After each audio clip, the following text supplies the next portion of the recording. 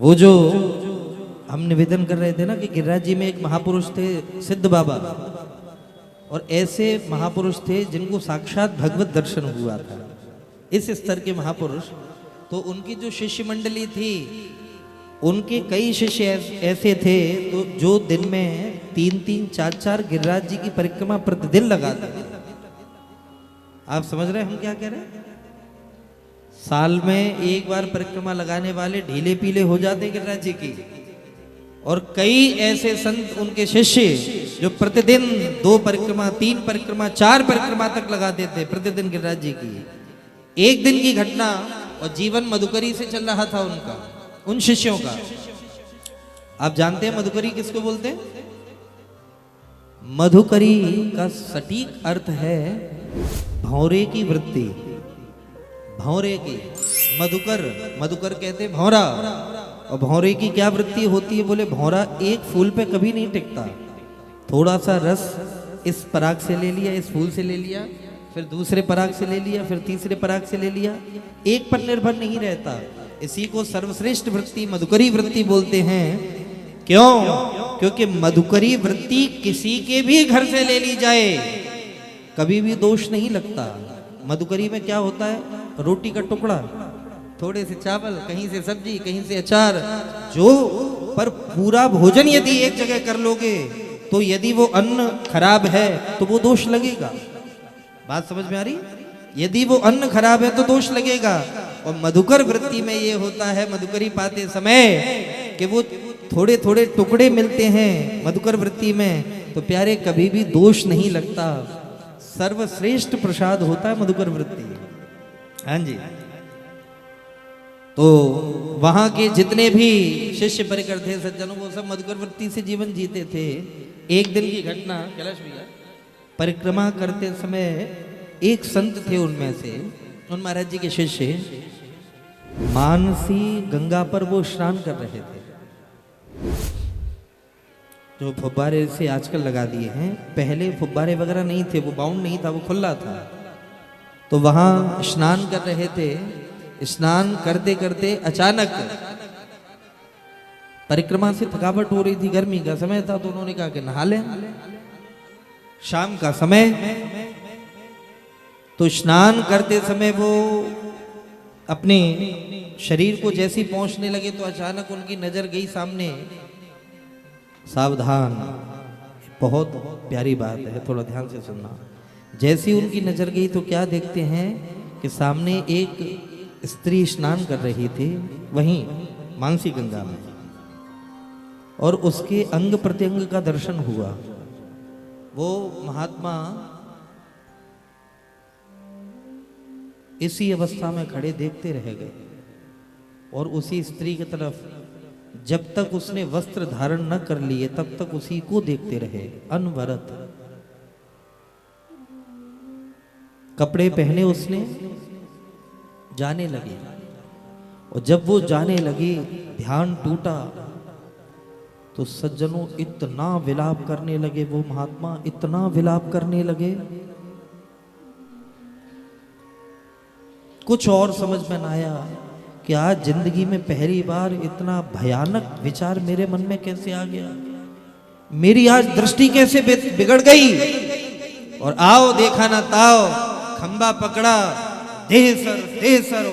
वो तो महाराज फाड़ लिया उन्होंने, मस्तक फाड़ लिया कि आज मेरी दृष्टि में ऐसा दोष कैसे आ गया।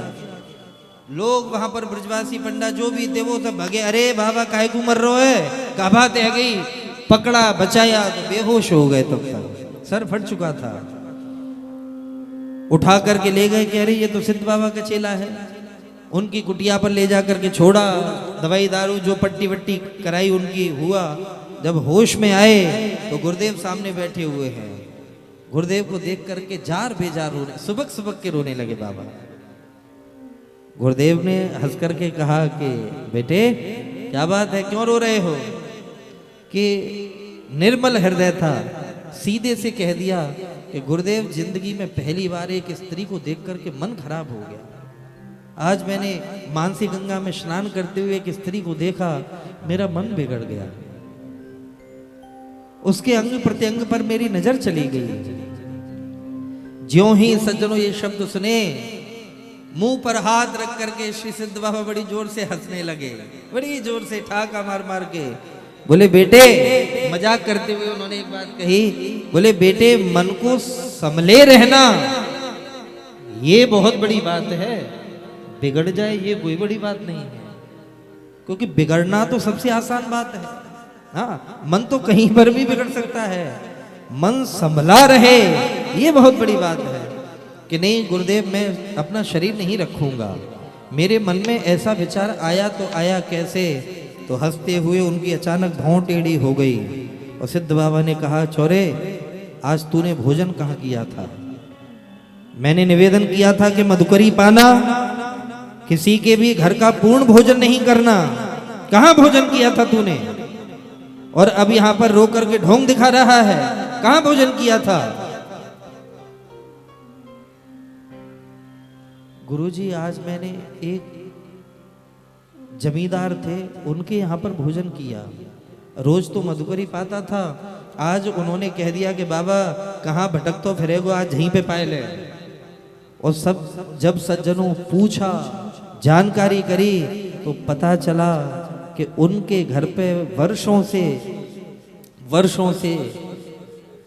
गरीब लोगों पर ब्याज का धंधा करते थे वो लोग, और उस ब्याज के धंधे के अन्न के प्रभाव से एक परम वीतराग परम भजनानंदी महात्मा की भी बुद्धि बिगड़ गई। और हम लोग सीधे सीधे चरने में लगे रहते हैं, देवालिया निकल जाएगा प्यारे बुद्धि का। भजन है नहीं इतना, सावधान, इतना भजन है नहीं। इसलिए हक का खाओ और हद में खाओ। बात आ रही है समझ में?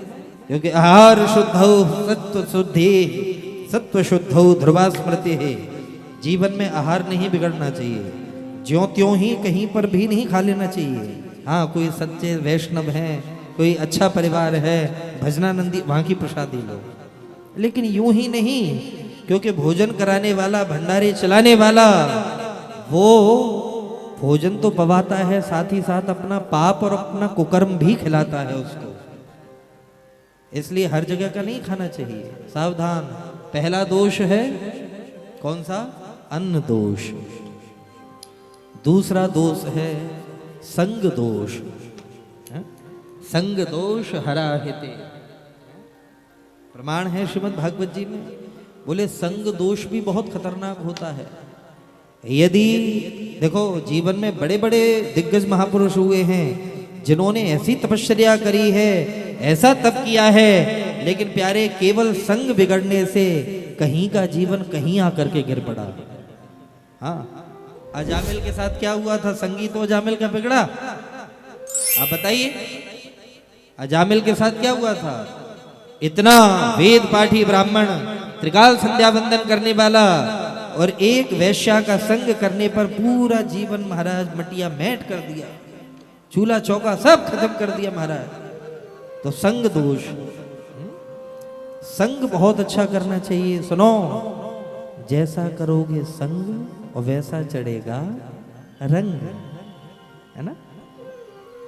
क्या बढ़िया बात, क्या बढ़िया बात। इसलिए संग बहुत अच्छा करना चाहिए प्यारे जीवन में। संग बिगड़ जाएगा तब भी सब कुछ बिगड़ जाएगा।